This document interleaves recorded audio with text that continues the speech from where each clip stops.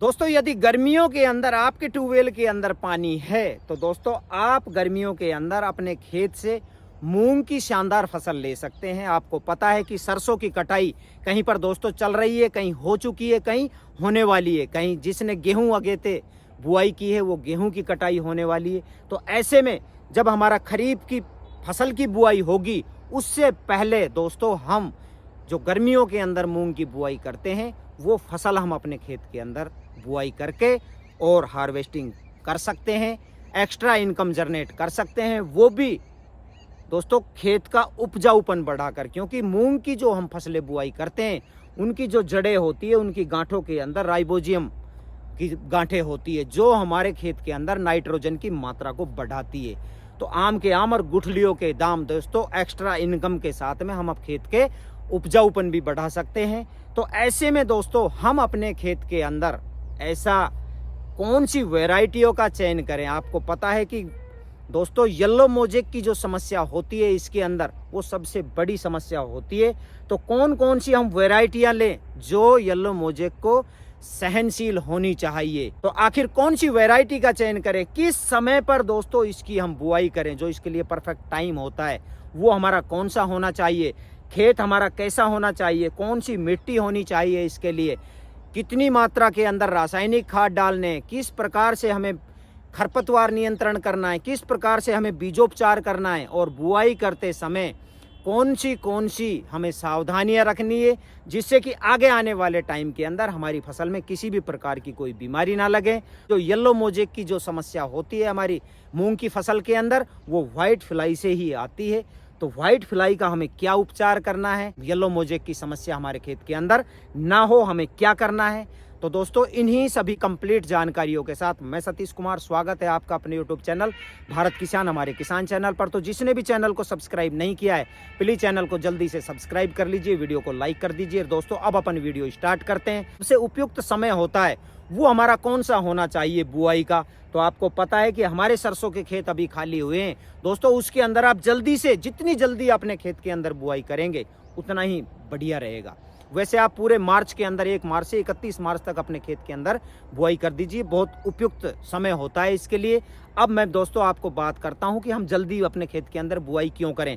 क्योंकि जब temperature high temperature होगा, जब हमारी फसल फ्लावरिंग स्टेज पर जाएगी तो उस समय हाई टेम्परेचर नहीं होना चाहिए, क्योंकि नहीं तो हमारी जो फलियां हैं उनका सही से विकास नहीं होगा और हमारी जो पौधे हैं वो सही से ग्रोथ नहीं करेंगे, फलियां जो है वो हमारी दानों से नहीं भरेगी।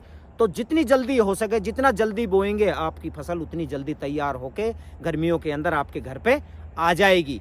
तो दोस्तों ये तो हो गया समय। अब अपन बात करते हैं किस प्रकार का हमारा खेत होना चाहिए, किस प्रकार की मिट्टी होनी चाहिए।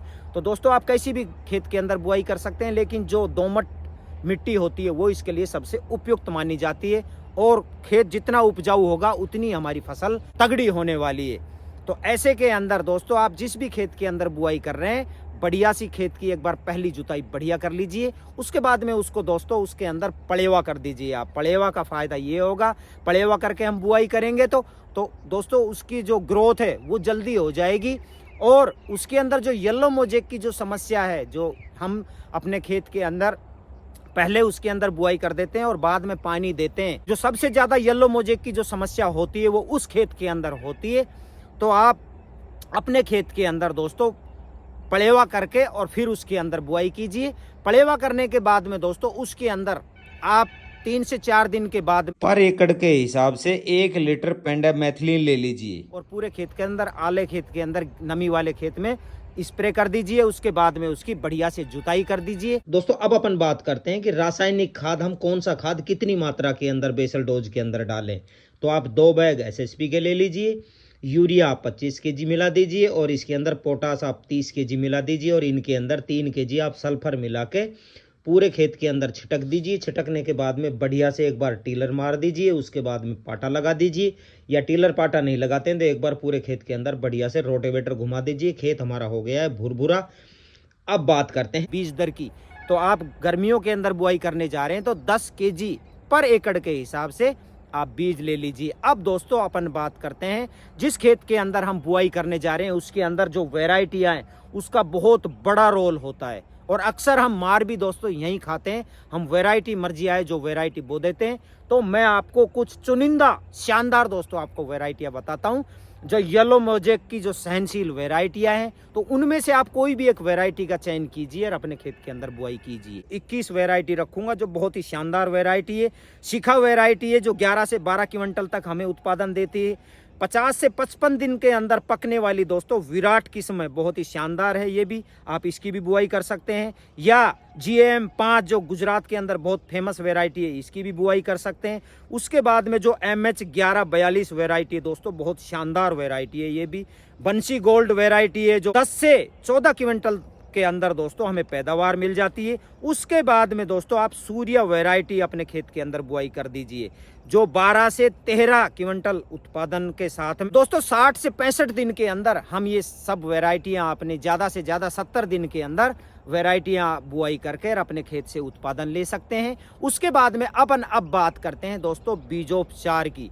तो बीजोपचार आप करने जा रहे हैं तो बीज ले लीजिए। बीज के अंदर फिर आपको क्या करना है, आप 250 ग्राम गुड़ ले लीजिए। गुड़ को बढ़िया से गर्म कर लीजिए, उसको उबाल लीजिए। ठंडा करने के बाद में बीज के अंदर, पूरे बीज के अंदर छींटे मार दीजिए। बीज के अंदर छींटे मारने के बाद में अब दोस्तों आप ले लीजिए ट्राइकोडर्मा। पर केजी बीज को आप 10 ग्राम ट्राइकोडर्मा से उपचारित जो बीज जो हमने ट्राइकोडर्मा लिया है और जो उसके अंदर गुड़ के छींटे मारे हैं पहले पानी के, उनको अच्छी तरह से हाथों के अंदर दस्ताने पहन के बढ़िया से क्लोटिंग करके और हवा के अंदर दोस्तों सुखा दीजिए। उसके बाद में आप अपने खेत के अंदर बुआई कीजिए। अब दोस्तों अपन बात करते हैं कि बुआई करते समय हमें कौन कौन सी सावधानियां रखनी है।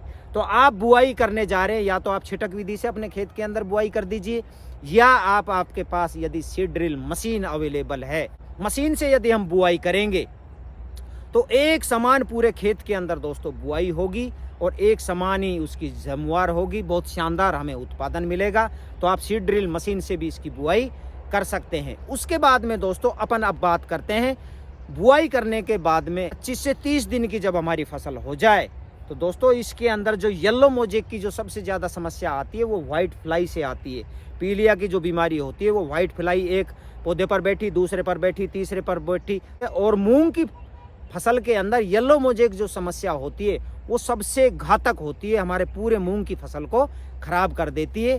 तो इसके लिए आप कोई भी 25 से 30 दिन के अंदर आप कीटनाशक दवाई अपने दुकान पर जाइए और कीटनाशक दवाई एक स्प्रे इसके पूरे खेत के अंदर स्प्रे मार dीजिए। उसके बाद में दोस्तों अपन अब आते हैं सिंचाई की, किस प्रकार से हमें क्या व्यवस्था होनी चाहिए। एवा करके अपने खेत के अंदर बुआई की है तो आप 25 से 30 दिन दोस्तों आपको देखने की ज़रूरत नहीं है।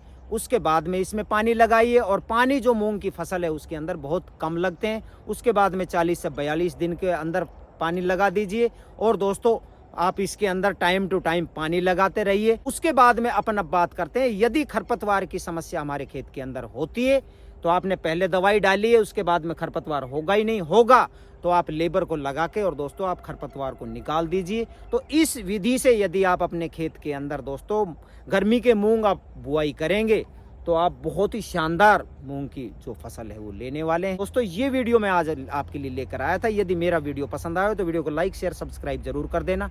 धन्यवाद। मिलते हैं एक नए वीडियो में नई जानकारी के साथ।